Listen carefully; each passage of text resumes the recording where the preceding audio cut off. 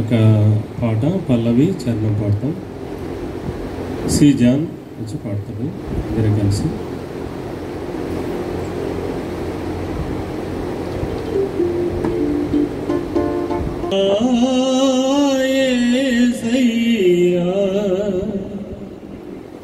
స్తుతులకు పాత్రుడనీవయ్యా, మా స్తుతులకు పాత్రుడయేసయ్యా. గొప్ప దేవా యేసయ్యా, స్తుతులకు పాత్రుడనీవయ్యా, మా స్తుతులకు పాత్రుడయేసయ్యా. గొప్ప దేవా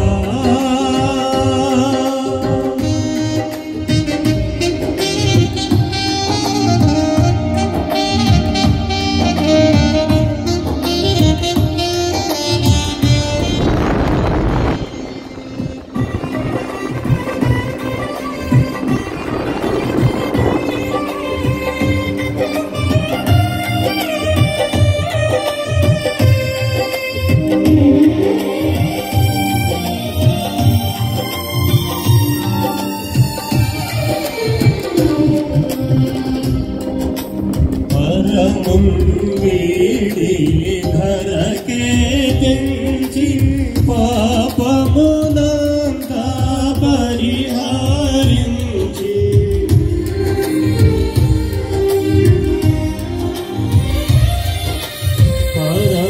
పరముందీడి ధరకే తెంచి పాపమునంతా పరిహారించి, పరిశోధముగా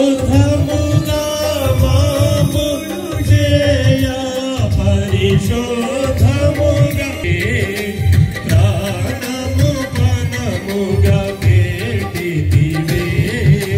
గొప్ప దేవా యేసయ్యా, స్తుతులకు పాత్రుడవీవయ్యా, ఆ స్తుతులకు పాత్రుడయేసయ్యా. గొప్ప దేవా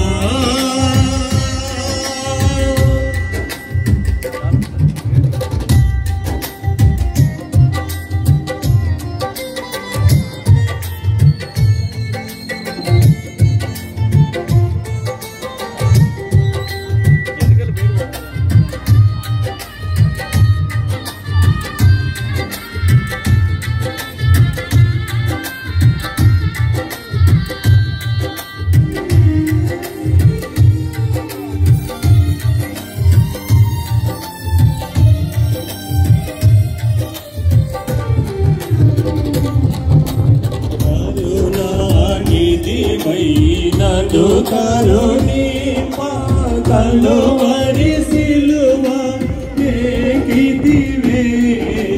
కరుణానిధివై నన్ను కరుణింపా, కలువరి సిలువ ఎక్కితివే. కల్మషమంతా కడిగి వేసి, కల్మషమంతా కడిగి వేసి, కలగల జీవితమిచ్చితివే. కలగల జీవితమిచ్చితివే. గొప్ప దేవా యేసయ్యా, స్తుతులకు పాత్రుడనీవయ్యా, మా స్తుతులకు పాత్రుడయేసయ్యా. గొప్ప దేవా యేసయ్యా, స్తుతులకు పాత్రుడనీవయ్యా, మా స్తుతులకు పాత్రుడయేసయ్యా. గొప్ప దేవా.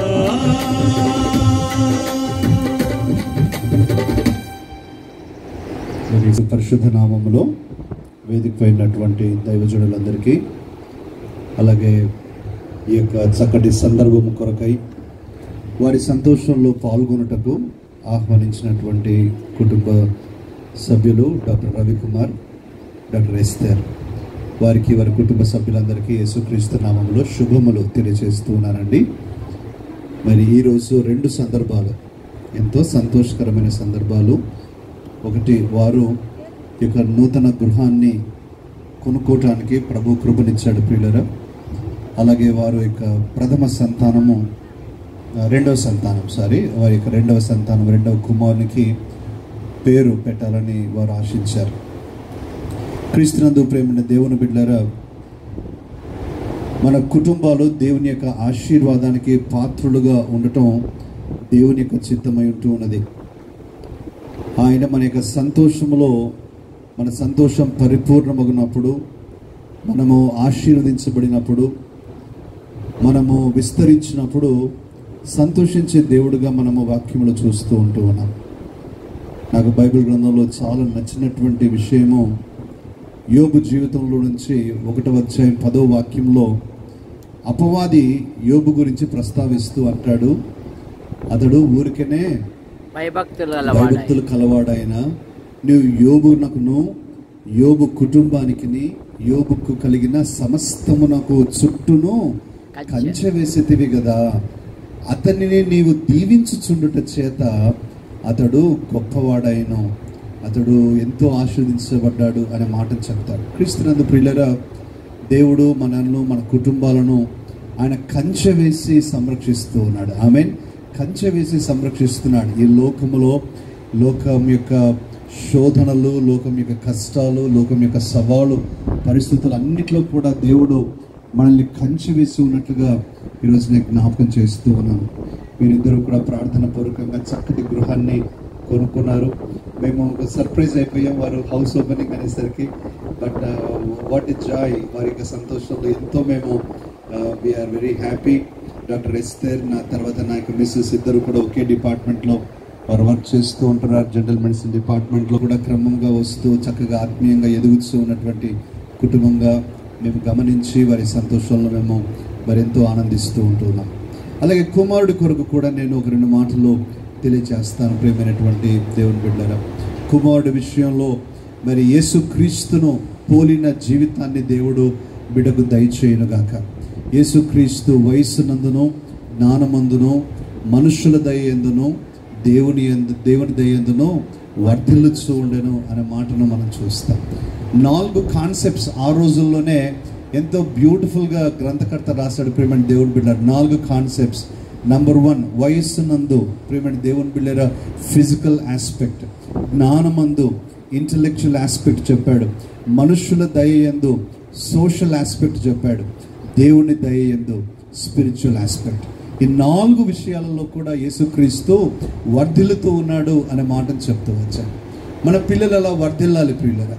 వారు ఫిజికల్గా వర్ధిల్లాలి, ఇంటలెక్చువల్గా top of the top, best of the best academic education, సొసైటీలో ఒక క్రీమ్ ఆఫ్ ద సొసైటీగా మన పిల్లలు జీవిస్తూ దేవుని కొరకు మహిమకరంగా ఉండున్నట్లుగా మనమందరం కూడా మరి ప్రయాసపడాలి. అలాగే మనుషుల దయలో పెరుగుతూ ఉండాలి ప్రియులారా. కేవలము మన 4 గోడల మధ్యలోనే కాకుండా ప్రపంచంలో వారు వెళుతూ ఉన్న చోట అందరి దయను పొందుకొని అందరి దగ్గర మంచి పేరును సంపాదించడం చాలా చాలా అవసరమైనటువంటి విషయం.